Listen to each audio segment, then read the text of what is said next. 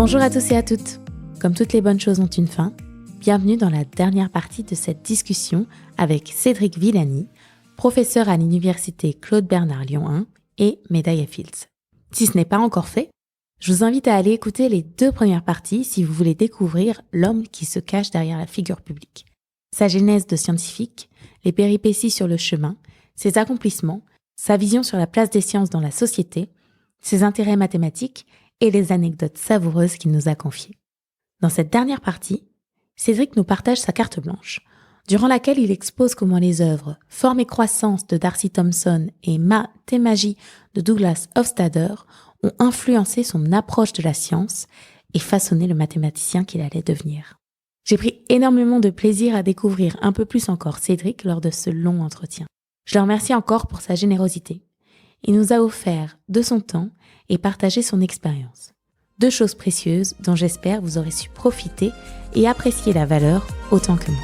Sans plus attendre, la fin de notre discussion. Bonne écoute. Donc, on va passer à la dernière partie sur la carte blanche et conclure l'émission. Alors, de quoi as-tu envie de nous parler aujourd'hui ? Ouais, y a plein de choses en marge de ci, de là, dont j'aimerais bien parler. Mais il y a plein de thèmes qu'on a déjà abordés. En particulier, on a parlé de mon grand sujet, la biologie, qui m'a accompagné de ci, de là. On a parlé de questions politiques aussi. J'ai parlé d'agriculture et donc je n'ai pas besoin d'en rajouter sur les questions de pesticides qui m'ont beaucoup occupé à l'Assemblée nationale, des droits des animaux qui m'ont énormément occupé, de choses comme ça. J'ai parlé de souvenirs personnels, d'un souvenir personnel qu'on n'a pas, que j'ai à peine mentionné.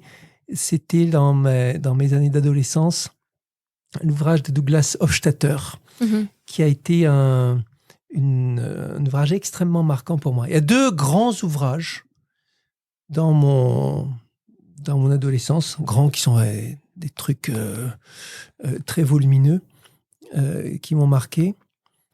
L'un est extrêmement célèbre, c'est l'ouvrage de Darcy Thompson qui s'appelle Forme et croissance, l'un des ouvrages scientifiques les plus célèbres qui ait jamais été écrit, extrêmement érudit et dans lequel il y a justement articulation entre mathématiques et biologie.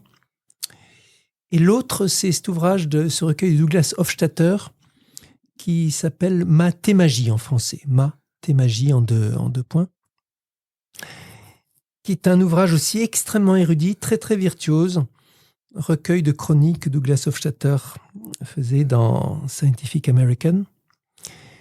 Et c'était des chroniques, mais des chroniques bien costauds. C'était pas la chronique hebdomadaire, c'était des essais mensuels, et on voit qu'il y consacrait énormément de temps. Hofstadter était bien plus pour le coup, une bien plus grande carrière de vulgarisateur et de passeur que de chercheur. Et il était très virtuose dans sa façon de manier les thèmes et tisser les brins. Alors, un autre de ses ouvrages plus connu, s'appelle Gödel, Escher et Bach, les brins d'une guirlande éternelle, BGE comme Bach, Gödel, Escher. Et c'est cette façon de tresser les sujets m'a influencé toute ma vie dans ma façon de faire les choses aussi. Je suis convaincu, là, une bonne conférence de mathématiques, c'est une conférence dans laquelle on tresse le fil des techniques, des idées, le fil des humains, avec leurs aventures qui sont arrivées ici et là, et le fil des problèmes, les questions qui se posent, qu'on veut résoudre. Il faut entrelacer ces 3 brins. C'est joli comme composition. Et très il faut que ça soit... Et c'est là que ça te fait ton canevas. Travers ces ouvrages, alors Darcy Thompson, c'est le grand ouvrage de synthèse de quelqu'un qui s'est intéressé à tous les sujets, mais en particulier aux questions d'évolution. C'est un naturaliste qui s'intéresse à toutes les sciences avec ce côté universel. Et l'ouvrage de Hofstadter qui est à fond qui s'intéresse à plein de sujets, du Rubik's Cube à la théorie des jeux, en passant par l'intelligence artificielle qui se faisait à l'époque en Lisp, ou aux discussions sur les équilibres de la terreur planétaire et tout ça, ou les questions de récursivité, de conscience et ainsi de suite. Dans ces ouvrages, je dirais, a posteriori, il y a eu des matrices et des graines qui ont été germées pour quelque chose qui m'a accompagné toute ma vie. C'est cette idée que on peut creuser un sillon très profond tout en étant très intégré à tout le reste. Et que la très très grande spécialisation, parce que quand on voit ces gens comme D'Arcy Thompson qui citent des passages entiers en latin, qui parlent du mouvement brownien, qui parlent de tel et tel truc, la très grande spécialisation n'exclut pas une très grande intégration de toutes les choses. Et c'est un peu toute mon histoire, si on veut. Refusant de se cantonner, refusant d'être dans une case. Ok, je suis le mathématicien avec la médaille Fields, avec l'équation de Boltzmann, etc. Mais c'est important pour moi et ça fait une contribution d'interfacer ça avec tous les sujets possibles. Et on parle de maths, et on va parler de culture, et on va parler de poésie, et on va parler d'agriculture, et on va parler de ci et ça. Bon. Et sans que ça ait été du tout un plan, et sans que ça ait été fait de façon consciente, je pense qu'il y a eu une influence énorme de ce type d'ouvrage dans ma façon de voir les choses. Si on veut, le travail scolaire et universitaire est pour beaucoup un travail qui sépare. Un travail où on approfondit tel et tel thème, et plus on avance, plus les sujets sont séparés. Et c'est normal. C'est vrai. Tu commences, tu as le sujet de sciences, puis tu as le cours de physique-chimie, puis tu as le cours de physique séparé du cours de chimie, puis tu as le cours de chimie organique qui est séparé du cours de chimie catalytique, et ainsi de suite. Et même en maths, après, on commence à séparer les différentes séparer. D'où l'importance de l'année d'agrégation, par exemple. L'agrégation, ça a été très, très, très important pour moi. Ouais. Ça a été quelque chose qui est venu apporter justement du liant et de la synthèse. Absolument. Le travail justement d'approfondissement, si on peut dire scolaire, c'est un travail de spécialisation et ça n'exclut pas le travail de cohésion, de connexion qui peut s'effectuer par plein de manières. Et ça peut s'effectuer selon les sujets, soit à travers tel article de synthèse ou tel travail de recherche en interface ou telle tribune ou telle conférence et ainsi de suite. Donc tout ce grand jeu, tout ce grand mouvement de l'approfondissement très très pointu suivi de l'intégration à la synthèse, ça c'est là-dedans que je me reconnais. Il y a des gens qui, dans leur prise de parole publique, dans la façon d'approfondir les sujets, fonctionnent fort différemment. Il y a des gens qui sont célèbres pour leur capacité à juste être dans l'intuition plutôt que dans l'approfondissement. Tu as des politiques qui sont extrêmement forts et de très bons politiques, même en n'ayant qu'une connaissance très vague de leur sujet et qui n'ont pas besoin de ça pour faire de la bonne politique. Mais moi, c'est toujours, pour que ça marche, pour que je trouve ma place, il me faut cette double mouvement d'approfondissement très pointu et de mise en intégration. Et rétrospectivement, je le vois dans ces deux bouquins, le D'Arcy Thompson et surtout le Hofstadter que j'ai lu en grand détail. Il y a un gros bouquin, je ne sais plus combien ça fait au moins 600 pages, 600 ou 800 pages. La lecture revient évidemment sans arrêt, mais je suis un enfant de l'écrit. Ça ne m'empêche pas de travailler mon oral, d'apprendre par cœur et tout ça, mais je suis un enfant de l'écrit. Ok, très intéressant. Du coup, les auditeurs et auditrices ont beaucoup de chance puisque ils vont avoir plein de recommandations aujourd'hui. Puisque quelque part, ta carte blanche est aussi une recommandation de deux ouvrages. Donc, est-ce que tu veux en ajouter Je vais en rajouter. Et pour rester dans ce fil sur les questions de biologie, parce que quand même, c'est le plus beau sujet, je vais recommander d'abord un très joli ouvrage de Ian Stewart. Je n'ai pas cité Stewart, mais c'était aussi un des grands vulgarisateurs de mathématiques des années 80-90. Il a écrit beaucoup d'ouvrages et toujours très pertinents. Et son dernier grand ouvrage parle de biologie et de mathématiques. Je ne sais plus quel est le titre, mais vous le retrouverez facilement. Il est très bien fait, très très documenté, aussi bien du côté mathématique que du côté biologique. Et il parle des grandes innovations des uns des autres, les interfaces entre les deux. Très très vivement recommandé. Et puis, je vais recommander des essais qui parlent de science et qui parlent de biologie évolutive, biologie du comportement, et qui sont des bijoux dans leur genre. Marc Bekoff, je ne sais plus comment ça s'appelle, Émotion animale ou autre, mais tous les ouvrages de Marc Bekoff sont exceptionnels. Lui, c'est le grand nom aujourd'hui dans la vulgarisation scientifique pour ce qui concerne les émotions, la sentience des animaux. Je vais recommander... ouvrage beaucoup plus gros pour les courageux de Yves Christien, L'animal est-il une personne. Je vais recommander l'extraordinaire ouvrage de Steve Bruzat qui s'appelle Sur les dinosaures, le règne des dinosaures ou quelque chose comme ça. Les dinosaures, c'était mon sujet d'enfance. Ah ça, de beaucoup d'enfants. Beaucoup d'enfants, voilà. Eh ben, j'ai lu il y a 2-3 ans, j'ai lu cet ouvrage de Bruzat, BRUSAT-E, qui est sorti, qui est un bijou, c'est exceptionnel. Non seulement ça vous parle de la paléontologie avec toutes les avancées récentes, mais aussi ça vous fait entrer dans les coulisses. Les paléontologistes, le quotidien, comment c'est sur un chantier, les grands débats, les polémiques exceptionnelles. Et puis les ouvrages de Bill François. Bill François, c'est La sagesse de la sardine, c'est le plus grand menu du monde. Lui, il parle de questions culinaires et il interface ça avec les questions d'évolution des espèces, l'évolution des poissons, l'évolution des plantes cultivées, toute la diversité qu'il y a. C'est juste passionnant, extraordinaire. Donc voilà, ça vous fait quelques petites références. On va rajouter Rachel Carson. Rachel Carson, c'est une des fondatrices de l'écologie politique. Son ouvrage Printemps silencieux est un des grands classiques. Recommandé, Printemps silencieux. Ouvrage très très dur, écrit au début des années 60 sur le DDT. Ça a changé le monde. Et son ouvrage La mer autour de nous. La mer autour de nous est un des très grands ouvrages du genre. C'est comme un roman. Ça parle de la mer, ça parle des océans. Ça a été écrit il y a plus de 60 ans. Ça a été écrit à la fin des années 50. Et donc, il y a un certain nombre de choses qui ont changé, mais pas tant que ça dans la façon de voir les choses. C'est préfacé par Dan Paoli, qui est le grand spécialiste des océans aujourd'hui, le biologiste vivant le plus titré, sans doute, qui était à Paris récemment pour l'invitation de l'Institut des études politiques. Je vous recommande très vivement le podcast que Dan Paoli a réalisé avec recommandation de plus avec Caroline Drouet. Pour moi, c'est l'un des meilleurs podcasts de cette année. Après ceux de Nathalie, bien sûr. Bon. Il parle de sa carrière, justement. Et alors, un peu comme toi, Caroline Drouet lui fait parler de ses débuts en recherche, comment il a fait sa carrière, qu'est-ce qui s'est passé pendant sa thèse, qu'est-ce qui a fait qu'il a réussi. Ça, c'est absolument passionnant.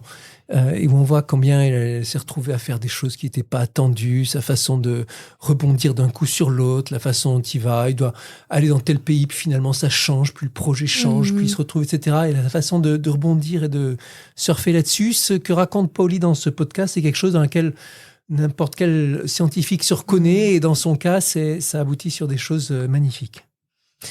Ok, je mettrai toutes ces références nombreuses dans la description de l'épisode, comme d'habitude. Et je vais rajouter la mienne. Alors moi, aujourd'hui, je vous recommande un compte Instagram.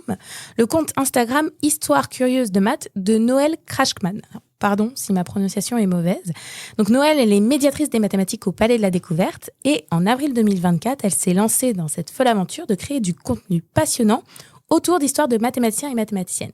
Donc, le format qui est vraiment propre aux réseaux sociaux, c'est celui de vidéos courtes, donc qui durent de 1 minute à 1 minute 30, mais qui sont extrêmement bien construites. Donc, elles sont à la fois très divertissantes et très instructives. Donc, Noël, elle se focalise sur un ou une scientifique, et en prétextant partager une anecdote insolite à propos du protagoniste, en fait, elle en profite pour au passage donner un aperçu de sa vie de scientifique et ses intérêts. Quelques exemples, on y apprend que Nicolas de Condorcet, mathématicien, philosophe, homme politique, militait pour l'égalité des sexes, l'abolition de l'esclavage, la séparation de l'Église et de l'État, et était très critique envers la Déclaration des droits de l'homme pour son caractère patriarcal. Vraiment, il était très en avance sur son époque.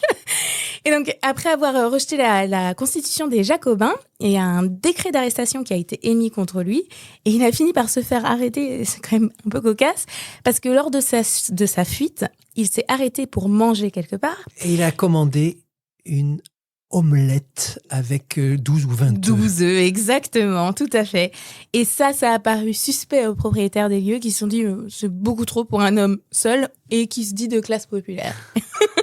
Donc voilà, elle raconte ça. J'ai aussi découvert Charity Adams, une mathématicienne américaine qui s'est enrôlée dans l'armée pendant la Seconde Guerre mondiale et a été envoyée en Europe en 1944. Et donc sa mission à l'époque, c'était la distribution de courriers entre soldats et familles. C'était une tâche colossale, ardue. Et en fait, elle l'a effectuée de façon si efficace qu'elle a fini par être... donc elle avait 6 mois, ils l'ont fait en 3 mois au lieu de 6. Et elle a fini par être nommée lieutenant-colonel, ce qui a fait d'elle la femme afro-américaine la plus haut gradée de l'armée à l'époque. Donc, Noël, elle en profite d'ailleurs pour mentionner le récent film Messagère de guerre, qui raconte son histoire et celle du bataillon de femmes afro-américaines qu'elle a dirigé en pleine période de ségrégation raciale. Moi, je la connaissais pas, je l'ai découvert avec ça. Tu me l'apprends. Charity Adams. Impressionnant. Tant qu'on est à parler de profil afro-américain, c'est l'occasion pour moi de rendre hommage à un mathématicien béninois qui m'a beaucoup aidé dans mon début de carrière. Il s'agit de Wilfried Gangbo, qui a fait le gros de sa carrière à Georgia Tech. Et Wilfried s'est révélé comme l'un des grands spécialistes du transport optimal. Il était sur le sujet avant que j'arrive. C'est lui l'un de ceux qui m'ont invité à Atlanta et donné l'occasion de me lancer dans mon cours. Le fait qu'on se retrouve francophone à tous les deux à Atlanta avait aidé aussi, mais j'aime bien cet exemple d'un cas où c'est la carrière d'un caucasien, d'un blanc comme moi, qui se retrouve aidé par un mathématicien africain de très grand talent. Et dans le cas de Wilfried, c'était pas un fils de prof, il s'est retrouvé dans les études et avec un don extraordinaire, et de fil en aiguille est devenu l'un des experts les plus réputés. En tout cas, voilà, cette Charity Adams, moi je la connaissais pas, je l'ai découvert avec les vidéos de Noël. Donc, du coup, justement, ce que j'ai aimé, c'est qu'elle alterne dans ses vidéos entre des noms que j'ai déjà rencontrés à de nombreuses reprises, qui sont connus des férus d'histoire, des sciences, tels que Grace Hopper, Maurice Audin, Sofia Kovalevskaya, et d'autres que j'ai découverts comme Francis William, George Green, Margaret Bryan, Annie Maunder, et dont je vous invite à aller consulter les vidéos si vous voulez vous aussi les découvrir ou en savoir plus sur eux. Donc en résumé, c'est très bien fait, divertissant, très instructif, et le format est tel que ça se consomme sans fin. Donc n'hésitez pas, foncez vous abonner à son compte, dont je rappelle le nom, Histoire curieuse des maths avec Histoire curieuse au pluriel, et le tiré du bas entre chaque mot. Mais comme toujours, je mettrai le lien dans la description de l'épisode. Voilà, ça conclut l'épisode d'aujourd'hui. Mais on finit toujours avec la traditionnelle question de fin. Qu'est-ce que tu souhaites accomplir ?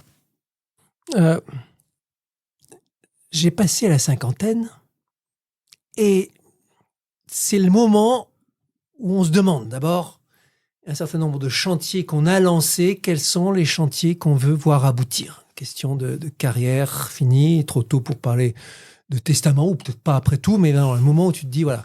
Bon. Et dans ma tête, il y a une liste de choses que je dois, dans les années qui viennent, accomplir pour que ce soit cohérent, pour avoir fait le job là où ça doit être. J'en ai cité quelques-uns. C'est mon cours de théorie de la mesure avec tout ce qui va avec, qui est très ambitieux dans sa façon de prendre les choses. C'est la nouvelle édition de mon livre sur le transport optimal, qui a été très, très lu, mais certains trucs que j'ai loupés. Il y a presque tous les problèmes ouverts ont été résolus ou infirmés. Enfin, bon, il y a une mise à jour qui est importante. Ce sont quelques ouvrages qui sont en plan. Je parlais, un ouvrage qui parle d'écologie politique, un ouvrage qui parlera d'emprisonnement, etc. Donc il y a comme ça une liste de projets. C'est aussi la pérennisation du festival en Crète dont nous parlions. Donc il y a comme ça, je sais pas, il y en a une quinzaine, peut-être une vingtaine de choses comme ça, de projets dont il faut que je les boucle pour que ça fasse sens. C'est bien beau de se lancer dans plein de choses, mais à un moment, il faut arriver à boucler. Pour l'un de ces projets, il n'y a pas longtemps, je faisais un TED Talk sur un autre projet qui m'a occupé à une époque, pas mal, moins ces temps-ci, mais pas mal à une époque, avec l'artiste Patrice Moulet pour l'association Musaïque que je préside. Et Moulet est un artiste incroyable qui a fait des instruments nouveaux avec des objectifs de recherche musicale, des objectifs de travail avec le handicap et des objectifs de grand développement urbain. Un projet gigantesque en Chine qui vient de s'accomplir. Je faisais le TED Talk, c'était un peu une façon de tirer un bilan et dire voilà, quelque chose, une page qui était accomplie. Donc, il y a comme ça 15 ou 20 de ces projets qu'il faut boucler. Bon. Maintenant, ça suffit pas.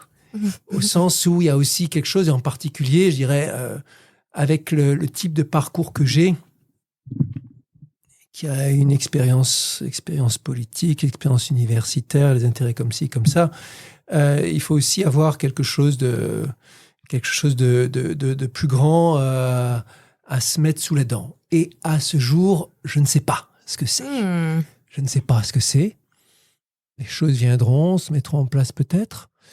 Les grands thèmes qui m'ont occupé, à part il y a la connaissance scientifique, bien sûr, l'éducation en général. Il y a les questions, les rapports entre la technique et les techniques, le savoir et les habitudes sociales, tous les grands sujets qu'on voit à travers l'IA, l'interaction entre sciences et société. Il y a la question écologique dans laquelle je me suis plongé à partir de 2020 surtout, en particulier la question animale qui m'a passionné, qui continue à me passionner. Il y a le sujet européen. À partir de 2010, j'ai commencé à me définir comme un fédéraliste. Je me définis toujours comme un fédéraliste. Je siège au conseil scientifique de la Commission européenne. Je siège au conseil scientifique du Forum européen de Albar. Je suis dans le conseil d'une autre initiative qui s'appelle le Conclave avec le laboratoire d'idées Europa Nova. Et encore un autre qui s'appelle la conférence Europa Power. J'étais en conférence il n'y a pas longtemps à Poznan pour la grande conférence à l'échelle européenne et tout ça. Et donc, c'est important pour moi de soutenir, de pousser ça. Tout ça, là, ce que je te dis, c'est les grands thèmes qui me tiennent à cœur. Mais à partir de là, quel est le grand projet, s'il se dessine? Quel est le grand accomplissement? Qu'est-ce qu'il va faire? Honnêtement, je ne sais pas. Très bien. Alors déjà, je reconnais dans la façon dont tu as répondu à cette question, on te reconnaît bien parce qu'il y avait encore un foisonnement de choses incroyables. Donc écoute, je te souhaite de pouvoir boucler tout ce que tu souhaites boucler et je te souhaite de trouver ce grand projet. Je te remercie infiniment pour le temps que tu m'as accordé. Merci beaucoup, c'était un plaisir et un honneur de te recevoir. À une prochaine. Et voilà qui conclut définitivement cette discussion avec Cédric. Un échange extrêmement riche qui apporte, il me semble, de quoi nourrir de nombreuses pistes de réflexion. Si je devais retenir une chose, c'est son image très parlante qui résume les clés d'une bonne conférence. Alors, lui, il parle de conférence, mais ça marche aussi pour un ouvrage, une vidéo, un article de vulgarisation. Il présente ça comme une tresse dont les 3 brins qui s'entrelacent sont le fil des questions qu'on se pose, les problèmes, le fil des techniques, des idées et le fil des humains avec leur vécu, leurs aventures derrière les découvertes. Je trouve que ça résume parfaitement les éléments que je cherche quand je consomme du contenu autour des sciences et que ce sont effectivement l'alternance, le mélange de ces 3 choses qui renferment la clé de la réussite. Voilà, après cette petite parenthèse rétro, on retrouve le nouveau format dès le prochain épisode avec le retour de l'équipe. Merci pour votre écoute et d'être resté jusqu'au bout de ces 3 épisodes.